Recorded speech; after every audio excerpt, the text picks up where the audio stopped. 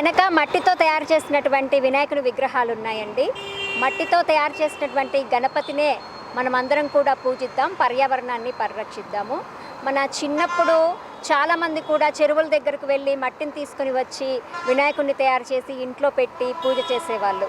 ఇప్పుడు రోజులు మారాయి, మనందరం కూడా పట్టణాల్లో ఉంటున్నాము. ఇక్కడ మనకి చెరువులు లేవు, కుంటలు కూడా లేవు, సరైనటువంటి నీళ్లు కూడా లేకుండా ప్రస్తుతం మనం పట్టణాల్లో బతుకుతున్నాము. ఇటువంటి నేపథ్యంలో మనం చెరువుల దగ్గరికి వెళ్ళి మట్టిని తీసుకొని వచ్చి మట్టి వినాయకుడిని తయారు చేసుకోలేకపోతున్నాం.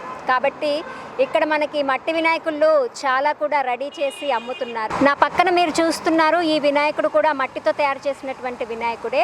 కలర్ఫుల్గా ఉండటం కోసం వాటర్ బ్యాంక్ కలర్ని ఇక్కడ వాడటం జరిగింది. మనము ఎందుకంటే చాలా అట్రాక్షన్గా ఉండాలి అని కూడా కోరుకుంటున్నాం కదండి. వినాయకుళ్ళు మట్టి విగ్రహాల్ని కొలవాల్సినటువంటి ఆవశ్యకత ఉన్నటువంటి నేపథ్యంలో మనందరం కూడా అంటే విగ్రహం చూడంగానే చాలా అట్రాక్షన్గా ఉంటే బాగుంటుంది అలా కూడా అనుకుంటున్నారు. కాబట్టి అలాంటి వాళ్ళ కోసం కూడా ఇక్కడ వాటర్ ప్రూఫ్ కలర్ తోటి వినాయకుడిని తయారు చేశారు. ఇక్కడ ఇది కూడా చాలా చూడముచ్చటగా ఉంది. Please subscribe Kalyani all rounder YouTube channel.